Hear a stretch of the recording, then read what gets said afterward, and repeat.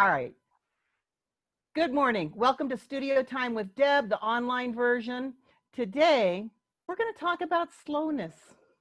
I want to talk to you this week. I think with all the events that have happened in the world and the pandemic and everything else, I've been feeling really reflective and really thoughtful. And there's nothing like a pandemic to slow your life down, right? I mean, Gil and I go out and we pick up the mail once every, 7 to 10 days. That's pretty much about what we do. But it gives me also the time to think about the pace of life and of my art and making and what I do and why. Why do I do that? I've been thinking more and more about art as a survival strategy. And so this past week, I finally spent several hours in my studio. It's more time than I've spent there in a while. I like a lot of you, I would get into my studio and I would just kind of sit there and stare at things and not do anything. It was too much. This week I did a lot. But it's still different than it was before. In my studio, it's kind of like a time warp in my studio. So much of my life is so busy. It's consumed with the needs of others, students, Gil, kids, bills, my mom, life. It just is, and all of ours is. That's how we spend our lives often. Is it's consumed with things that are outside of our control. But my studio is my time and space, and it truly is my time. The clock on the wall hasn't worked in more than a year, so I never even know what time it is when I'm down there, which is great. I love that. I'm not going to fix it. I'm going to leave the broken clock on the wall. I like the broken clock on the wall. I can spend all day in there. I forget to eat. I forget to pee until I really, really, really need to pee. But when I come out of that, I'm more energized and I have more ideas than when I went in. It's a space it's my space. It's something that even if other people come in, even if other people do things, it's so my space. So while I was in there, I picked up some old projects and I looked at them and I assessed the designs.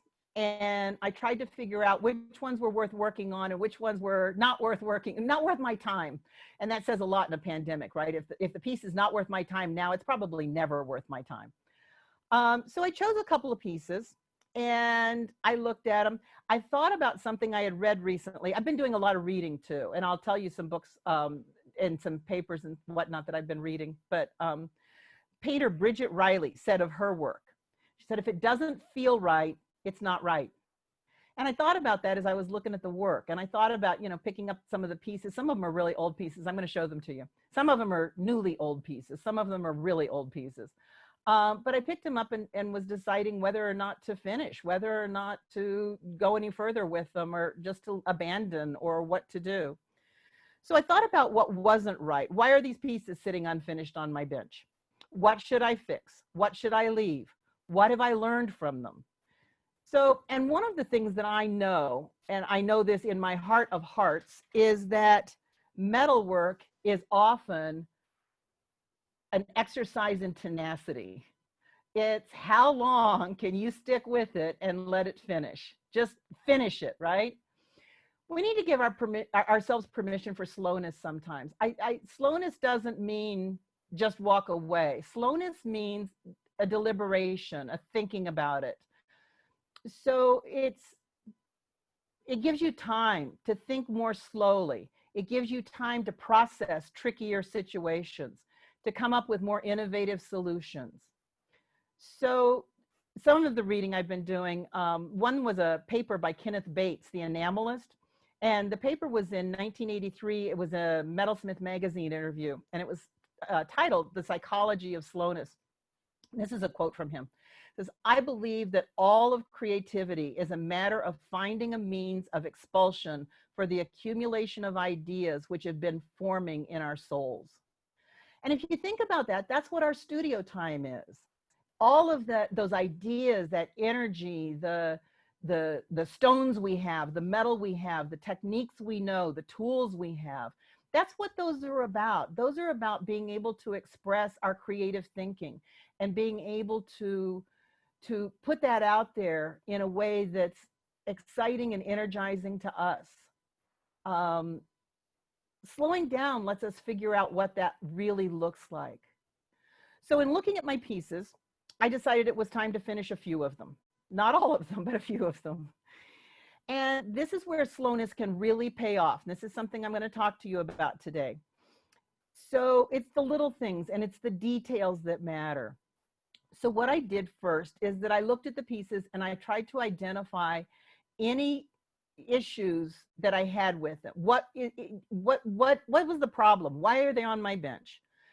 I looked at craftsmanship, and we're going to talk a lot more about craftsmanship in just a few minutes, because I think that that is sometimes, especially at the end, you know, where we get to where it's time to set the stone, right? And you're so excited to set that stone that you don't worry about sanding that last little bit or cleaning up the last little thing or making something else really nice, or is the design really worth it? You just set that stone. Once you set that stone, you're kind of locked in, you're kind of sunk. So taking the time before that, taking the time before you call it the end to really look at it and really think about it, it'll benefit you. It'll give you food for thought.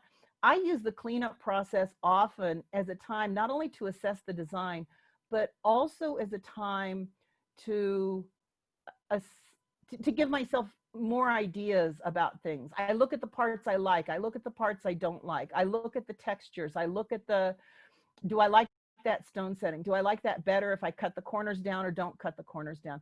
It just gives me a lot of time to really look at it and really think about what I've got on my bench. I check every surface. I've told a lot of my students, I use white diamond compound, and white diamond is a beginning polish. It'll take all the scratches out. But the reason that I use it on my pieces is not because I want shiny pieces, because usually I don't. Usually I go back in with steel wool or a brass brush or sometimes even a steel brush. But the reason I do white diamond is because white diamond won't let you get away with anything. If you sand and you've got a scratch and they're both in the same direction, you won't see it. But if you do white diamond on that and you go to polish it up, it's there. Fire scale shows up. Scratches show up. Imperfections in the metal, if it's rumpled, if it's wrinkled, they all show up, and then you need to fix them. So it's kind of like a lie detector. I use my white diamond as a lie detector, that it's not going to let me get away with something that I shouldn't be getting away with. And there's no cheating on this. The finish is, you know, once you set that stone, once it's done, it's very difficult to go back into a piece and do that. Doing it as you go along is the best, but then really watching it at the end, really being careful about that. So you need to check all of your sides, all of your corners, all of your everything. You need to think about if it looks intentional. Does the design and finish look intentional, or does it look like you just threw it in there and because you didn't know what else to do with it?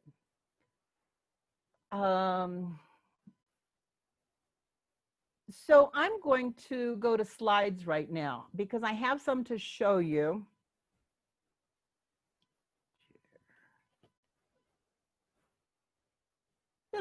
This piece should look familiar.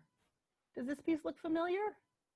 This is the one that I was doing a few weeks ago on the tube rivets, right? This is the one I started and I was doing online with you guys. So the tube rivets, a couple of them split, and then I did the last tube rivet and tried it on, and the bracelet was way too big. So then I looked at it and I decided that this piece over here, it was longer. It was too long. And so I cut it off and I drilled out a rivet and I made it shorter and I made it fit better.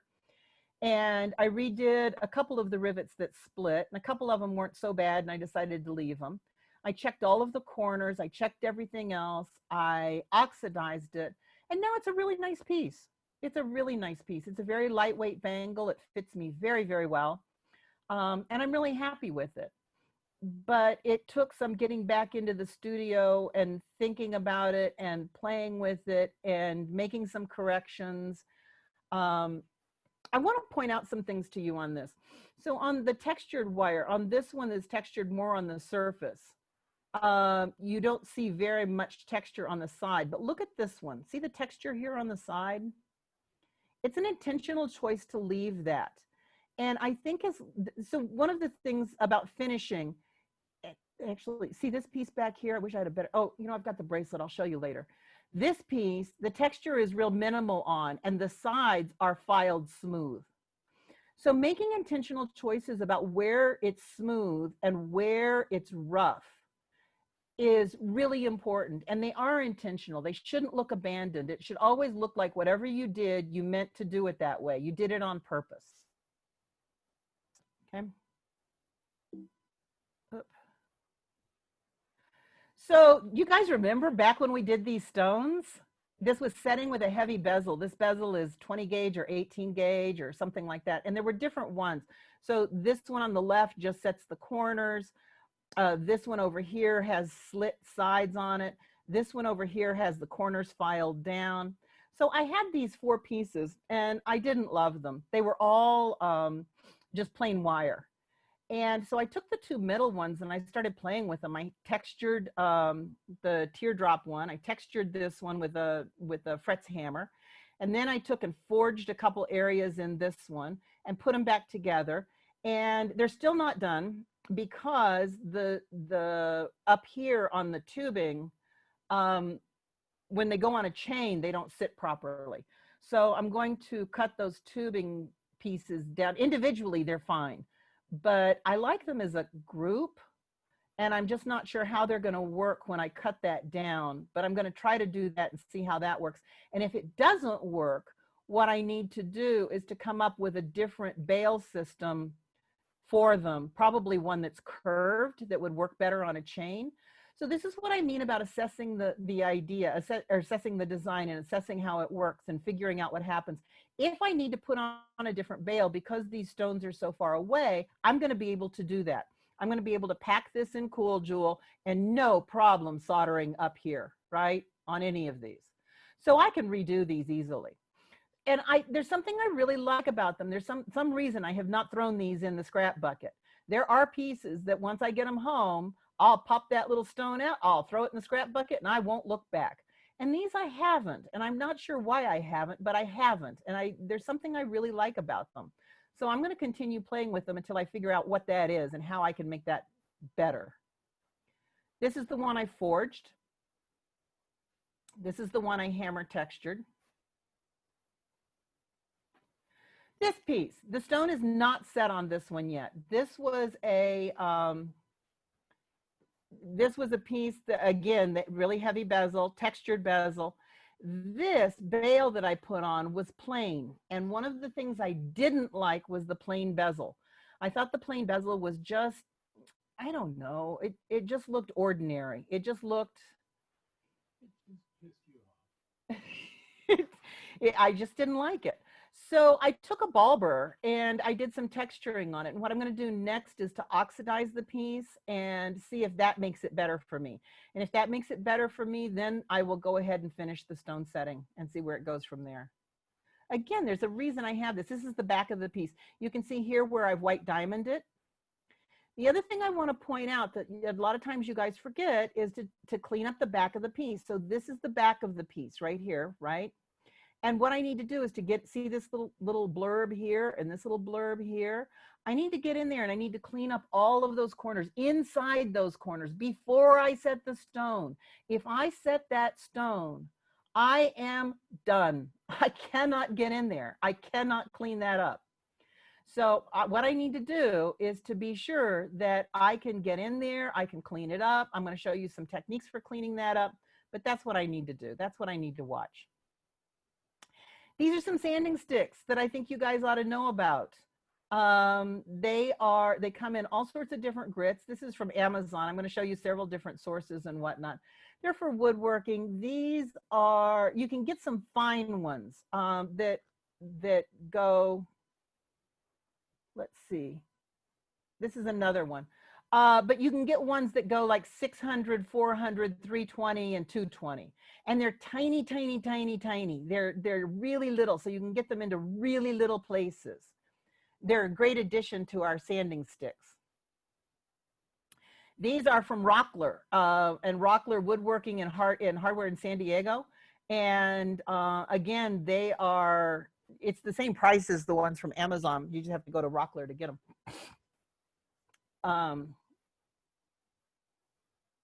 These are the sanding sticks that most of you have. These are from Guess One. You know, you can get different belts for these. So the belts that I get, I don't love these clear ones. I think they wear out faster. So for most of the ones that I can get the other belts for, I get them, and I get them from Stuller. But they go down to 1200 grit. And so you can get really, really, really fine ones if you want to do some really fine finishing. If you have something where there's a scratch in a really strange little place, you can Guess One here. Next slide. Guess One sells. These are all the different grits that they sell their belts in. So you can have different little belts, and those are replaceable. And then you can sand 800 or 1000 grit or whatever it is that you need to get in there to do something special to clean that up. And this is something that Carla Knudsen sent or put on. I guess she sent me, maybe. I don't know where, but she's the one who came up with this. These are from Harbor Freight. And she said the brass brush of this set is one of the best she's ever used. It's got some substance to it, but not too much. It doesn't collapse like the really soft ones. You know how the soft ones get work hardened and turned into kind of these knotted whatever. This one doesn't do that. It's got the little wrinkled brushes. So it holds up a little bit better. And it's $5 for the set of 3. So you get a steel one, a fiber one, and the brass brush. The only downside for me for these is that it's in-store only. And I haven't been to a Harbor Freight in forever. I love to do their mail order. So if anybody goes, get me a set. And next time I see you, I'll grab it. All right. The next things that I'm going to show you are some artwork. And these are pieces, again, I've been going through my 14,000 slides on my computer. And these are things that I have saved for various reasons. But this is work that I think embodies the slowness and the deliberation and the craftsmanship that I'm trying to talk to you about today. These are colored pencils. So she has just taken colored pencils, she has taken colored pencils and put them into amazing forms. They blow my mind. And they're beautiful.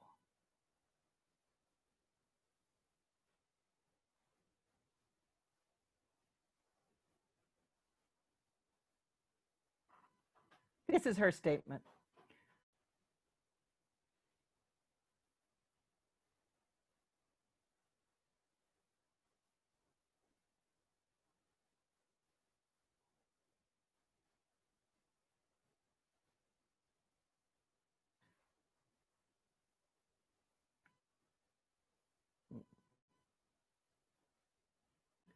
I love the end where she talks about maybe I'll make a mistake and that'll send me off in a new direction. That's something for us to think about in our studios. When you make a mistake, don't just throw it across the room. I know it's tempting. I've been there. But, you know, sometimes study that mistake. Sometimes it can be helpful. The other thing I started thinking about was quilters. I've done quilts. I've made quilts.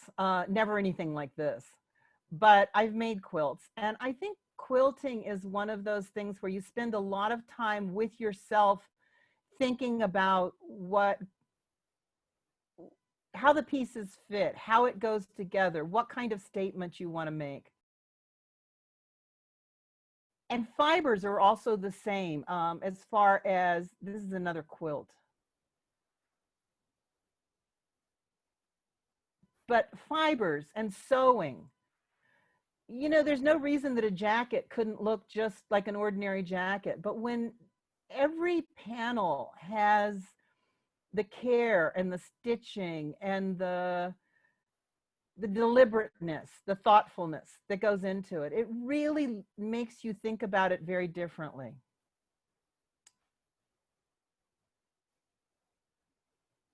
I love the sewn in sea glass. I think that's just, and the seashells in this one.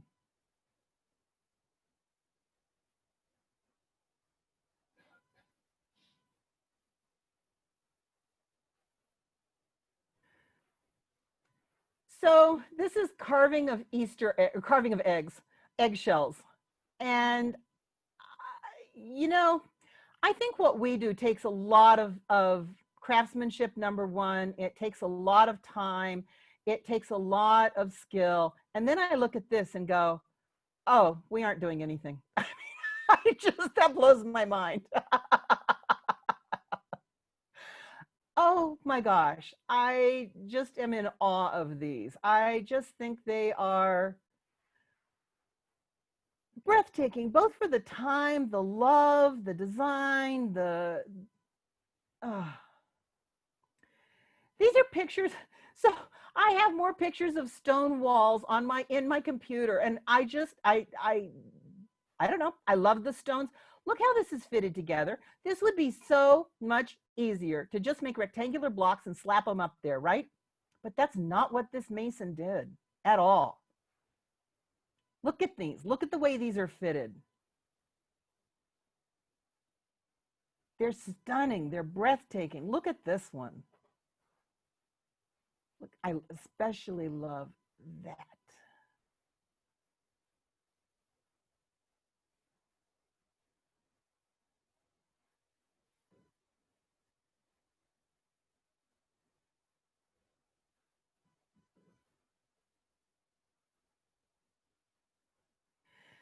This is Burkina Faso. It's a little village in West Africa. And they have taken to painting their homes. And talk about an act of deliberate art that you live with every day. That's one of the things that I try to do with my art, that I try to make things that, I mean, jewelry is that way. Jewelry speaks to that. Most of us wear jewelry pretty much every day. But and my spoons, especially my spoons and my tableware, it's things that I use every day, that every day I touch the coffee scoop that I made that has the heat textured copper handle. And I love that thing. I just love it. And I love touching it every day. These people have painted their homes in their village, and they live with this day in and day out. Look at this artwork. Look at these homes. And the slowness and the time that it takes to do this. But think how enriching this is to live with this. Somebody told me a long time ago, when we first moved up here, it was about 40 years ago, was a student of mine, a man who had a house in Point Loma. And he said that it's a beautiful house up on the bluff, had overlooked the ocean. And he said, he said, you'll get tired of the view. He said, I looked at it for a few weeks and then I shut the curtains and I don't look at it anymore. You know what? It's been 40 years. I love my view. I love my valley. And I think that's how these people feel about their village. That you go through here and you look at this and it's going, oh my gosh, every corner you turn, you can see something new. You can see a different, and think about this child growing up here. Oh my gosh. I think this is just such an amazing environment. That's what studios can be, guys. Studios can be our Burkina Faso, where we make our environment be exactly what we want it to be. What I like is she was putting it on by hand. Yes. So she could feel the texture of the wall, the coolness of the wall. Absolutely. And it's like us, we get our fingers in that, right? And it's different when we're hammering, when we're physical with our art. It really does matter. And we don't look as lovely as she is. She's painting. Oh my gosh, I know. I wish. Look at these.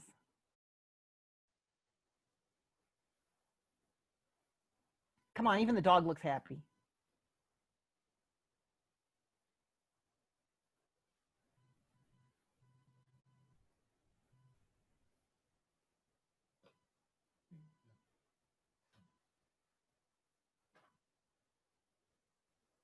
I had to limit these. I probably have 100 slides of just this little village. And I said, okay, I'm going to do 20 and no more. And I had to limit them. But oh my gosh. So if you Google Burkina Faso painted village, you will come up with hundreds of images. So the next step that I'm going to show you, I also had to limit a lot. And it's Andrew Goldsworthy. And many of you know him as an artist. But what he does is he works a lot with nature, and he gathers materials. Sometimes it's colored leaves, sometimes it's sticks, sometimes it's rocks, and he places them. Sometimes he builds things, but sometimes he just places them back in nature. And so his work is often very ephemeral. It comes and goes, it disappears in no time at all. Depends on the season and the weather. Sometimes he makes things out of snow or ice that'll disappear. Sometimes he does things in the surf that disappears. So a lot of what he does talks about time and space and permanence. These are sticks that have been embedded into the water. So half of that is above the water and half of that is a reflection. Leaves. And he gathers all these leaves. He doesn't paint them. He doesn't color them. He gathers them. He says he often spends more time gathering his materials than he does putting anything together. That gathering the materials, you know, can take a long time to get them just right.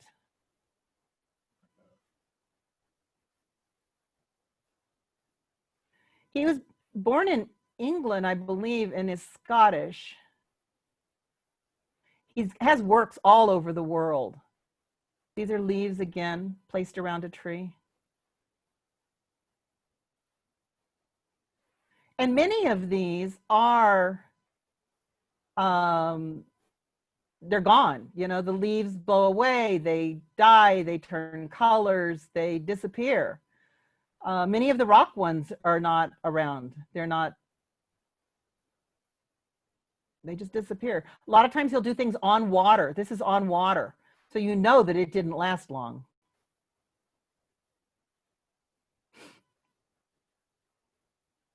Many of these are very large scale.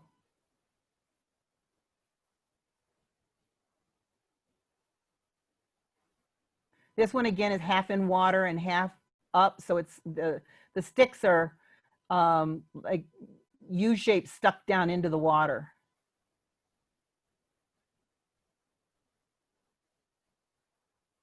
And if you Google Andrew Goldsworthy, you're going to find lots of pieces. There's some really good books out on him and what he does and his work.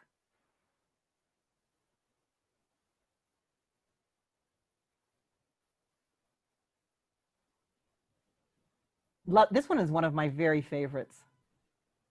He said the most time-consuming step is laying curved sticks around the river boulder. So finding the curved sticks is just a nightmare. These are petals, puppy petals.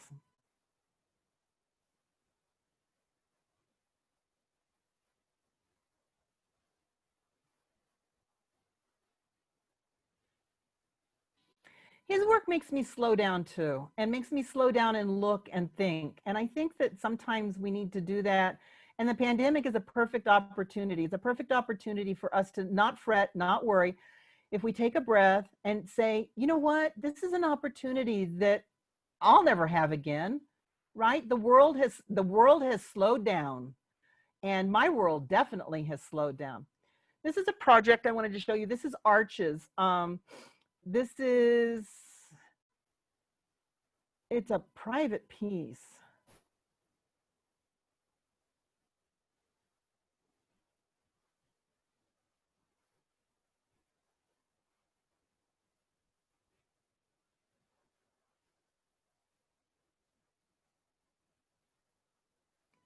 And this is the only piece that I've seen in person. This is on the campus of Stanford University, and it is called Stone River.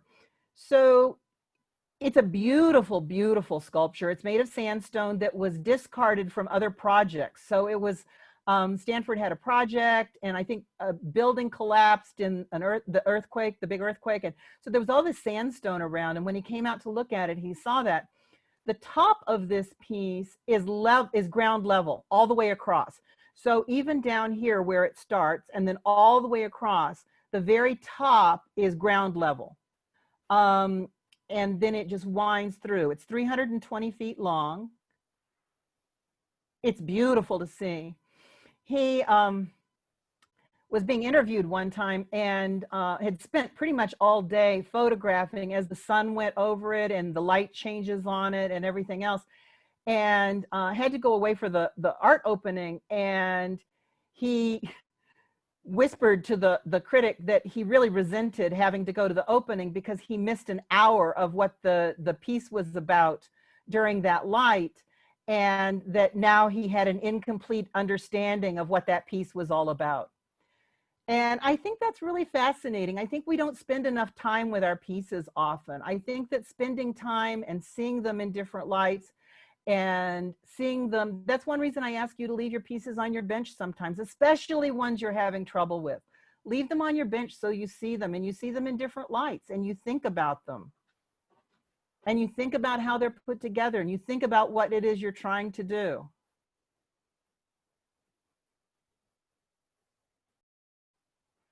And that is the slideshow. And I am back. All right. Are there any questions on the slideshow? No? Very inspiring for sure. It takes you out of the box. And that's kind of where I've been lately, Patty. I just feel like this is, of all times, this is an opportunity for us to really, really be able to spend some time doing and thinking about what it is we're doing and why, and what is it we want to say and why. And part of that is the finishing skills. So to get back more to kind of what we do, I am going to turn on my other little camera. Here we go. So these are some pieces that I gathered that most of these are finished, they're done, but I wanted to show you on this one, for instance, that finishing in here, see where that piece there, where this piece comes around and ties in, that's tricky, that's hard. And so what you need to do, this is the practical part of the lecture.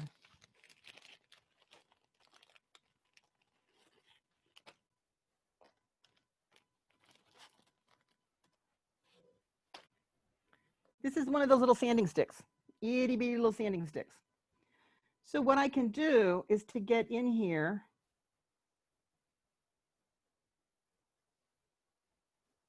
and while I'm doing this, I use it as a time to think. I usually will have a sketchbook right over here by my side so that if I come up with ideas as I'm working and I think, oh, you know, what if that wire went over to the side and then he had a stone in it right here?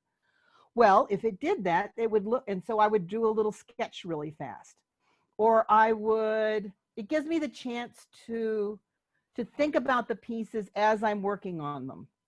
Other problem areas right here. Okay, under here.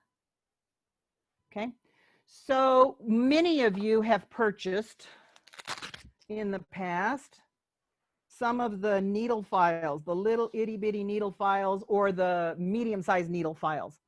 This is a number 4 cut, and I have number 4 and number 6 cuts of Grobet files, and I really like them because this is a Barrett file. I can get in here, underneath here, and clean anything up that I need to clean up. I can also clean up on the inside similarly. Okay, there. On the inside, I can get in here and I can clean things up. So having really fine cut needle files, a number 6 cut needle file is almost equivalent to 400 sandpaper. It's very, very fine. So I can get in there and I can clean things up that I couldn't otherwise touch very well. That it's really hard for me to get to. This one I wanted to show you because, for one, I wanted to show you a little bit about the construction. So it's soldered here, it's soldered here, and it's soldered here. It is not soldered here at all. But it's stable. It's perfectly stable. It's not going anywhere. It's not doing anything. But cleaning this up, so number one, this is just 2 pieces of wire. That's all this piece is. So with it only being 2 pieces of wire, there is no excuse for me not having it perfectly cleaned up, absolutely cleaned up prior to putting it together, guys. I know that you want to put it together. You've designed it, you do it, you want to solder it. Do it before you put it together.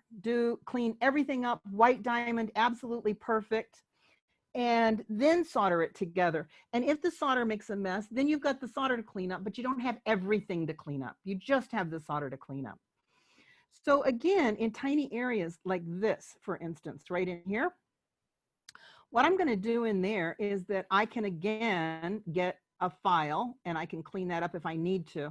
I can also, and I know you guys hate steel wool, I can also take steel wool, and what I do sometimes if I just need to clean out some dirt or see what I've got there, I take it and then I take it like you do cotton candy, and I wrap it around the end of a toothpick. And then I have a steel wool swab, and it's tiny, that I can get in there and I can clean things up with. All right. Yeah, back to that piece. You said where did you solder the curly Q exactly? Only right here, right there. So this loop around here is not soldered. So this just the tip. This is, and this is. And furthermore, when I do this, so you guys might find this interesting. When I do this, what I usually do is that I will choose the joint that's the most critical. And if it's this one, I'll solder it first. Then I can bend this wire. I could make this, and this wire. So the other thing is, one of the things I tell people about soldering is leave it long. Not unlikely, this wire was significantly longer. And I made it come over the top of it or go under the bottom of it or do different things. And then I decided to cut it off here and solder it on here. So not unlikely, I altered that after this was soldered together.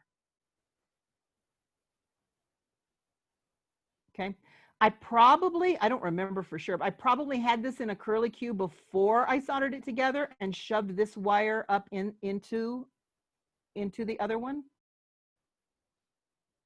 But I will bet you that this wire was significantly longer, because I often do that where I will leave the wires really long until I make a decision about where they need to be, and then I'll cut it off after the fact.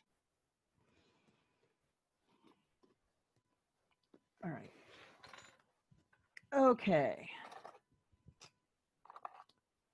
This one is the bracelet that I showed you earlier. See if I can get it. Yeah. So this is the piece that I said did not have a lot of texture on it. It has some texture, but not a lot. And what I did on this, the edges on this are filed smooth. See, they don't have any texture on them. But the edge on something like this, can you see? Yeah, you can see that. See how rumpled that is? And that's because this piece is heavily textured and it went on the side and I chose to leave it. The end here is really smooth. So what I'm saying is that whatever you choose to do, don't just do it because it's easy. Think about the design. Think about what it is you're trying to do, the look that you're trying to get. What do you want that to look like? How do you want that piece to be? Because that makes a difference. If all of the sides on this were smooth all the way around, it would have a very different feel than it has the way it is now. And on the side you can see some of them are smooth and some of them are rumpled. And that's intentional.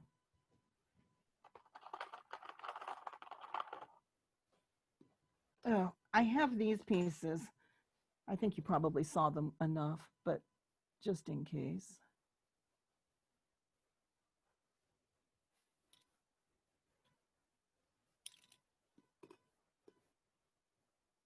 And they're fun. I'll do something. I'll finish them. I'll show you when I finish them. All right. Almost done with this. Let's see here. Oh. So I think this might be too big. No, it shows good. So this is a piece. It was so funny. Going through my slides, I figured out when I got this piece was 2005. And it's had several different handles on it. This still isn't on it. I can pull this off and put it back on. So I need to solder this on and set the stone, and then I'll be done. And that's all that's left to do on it. And I picked it up recently and I looked at it and I went, yep, that's it. It's done. So I just need to do those two things and I got it done. But you know, it sat on my bench in this state for probably a year now. Because I wasn't sure. I wasn't sure what was, if I needed to add something, if I needed to do something, if I needed, but I don't. I'm happy with it.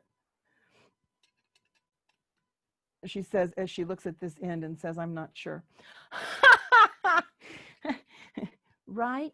See how that comes? And it just, I don't know. We'll see. But this will be finished soon. So again, before I solder this handle on, what I'm going to do is I will go with white diamond over every surface here, every line here, the entire setting, make sure that everything looks exactly the way I want it to look.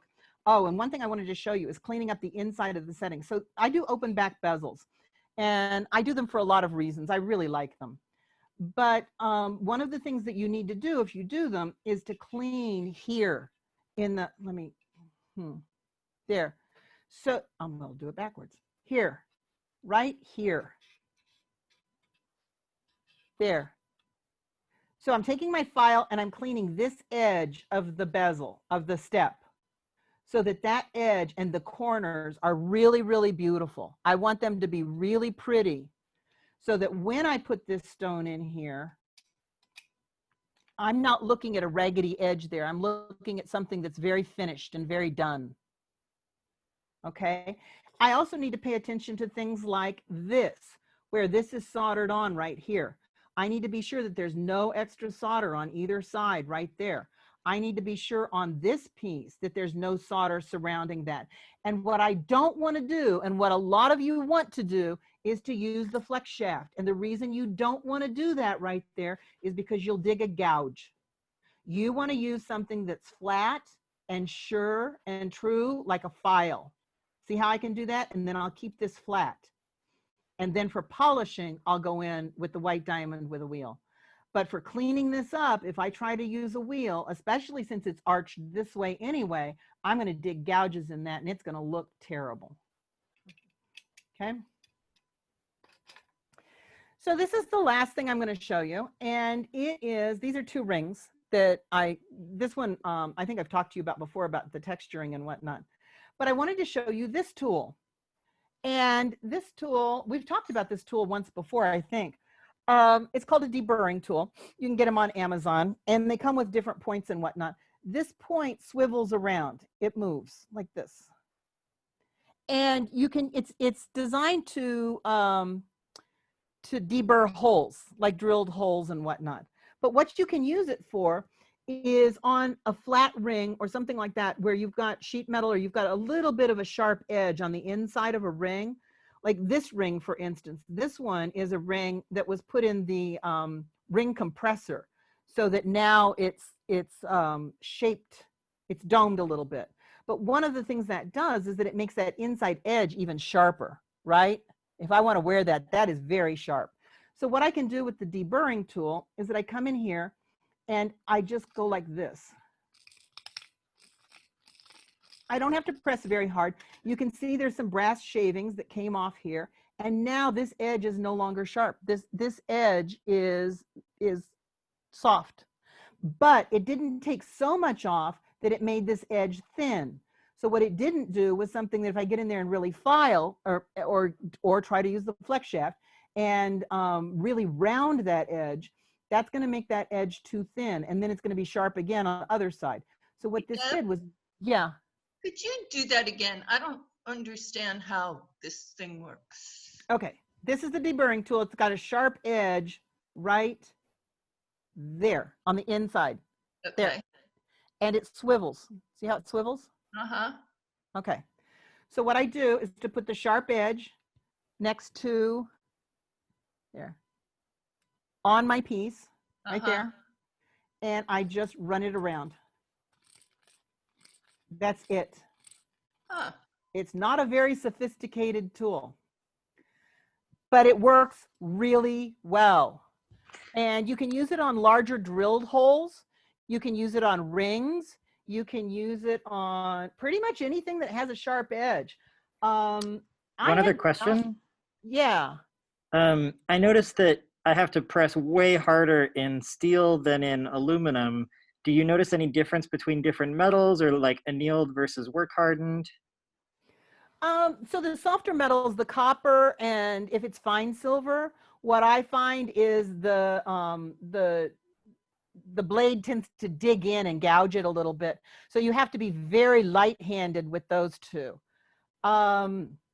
The sterling silver and the brass, I can be a little bit heavier handed, but with our non-ferrous metals, we're pretty light-handed with this. We don't push very hard on any of them, because if you do, it gouges into it. So it's a very light touch, really, that goes around and cuts it out. It really doesn't take much at all. So, Deb, what's a ring compressor? so my ring stretcher, I have one of those ring stretchers that's horizontal. I'm sure you've seen them. It's got a big back end and it's kind of horizontal, and I think we had one we did. We had one at school. So it's got a big thing. I can show it to you next week. And it's got the ring mandrel sticking out. It's got a lever that you pull, and you put the ring on there, and then you can stretch the ring. Down below, it's got some plates on it that are round, and they've got polished tapered holes in them. And what this is designed for is to compress wedding bands. So if somebody has a domed wedding band that they want made a little bit smaller, you can put it in there, and it doesn't have decorations and whatnot on it.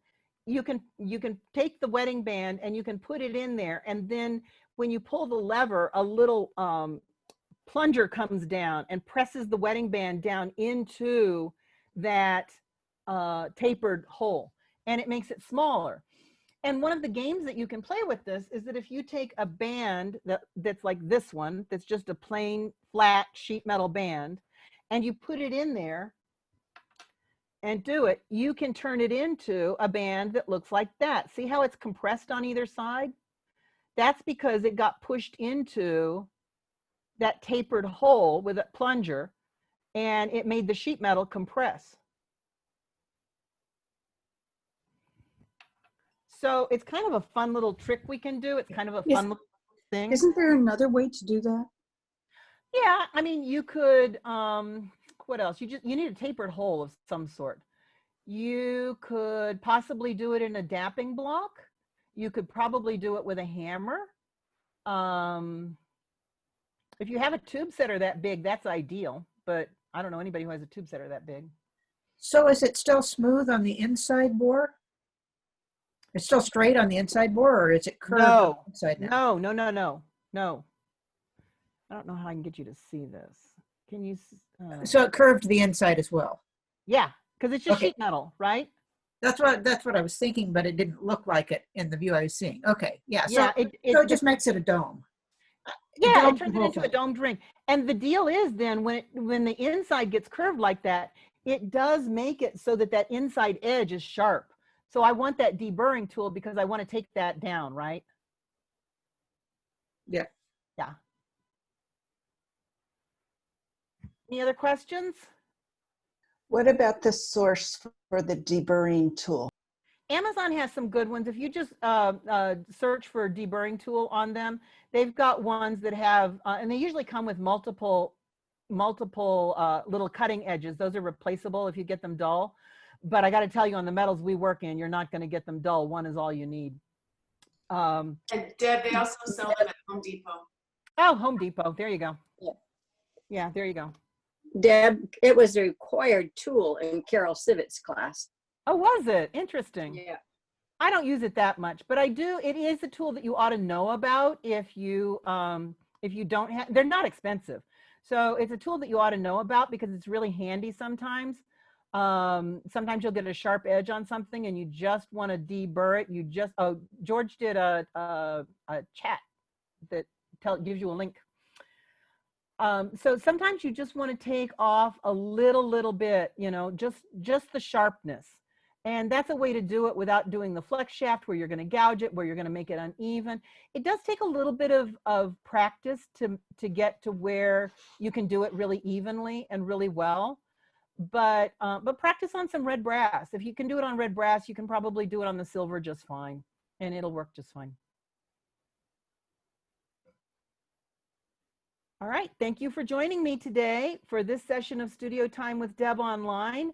And I hope you join me next week. And if you stay on now, we'll do Renee's studio tour.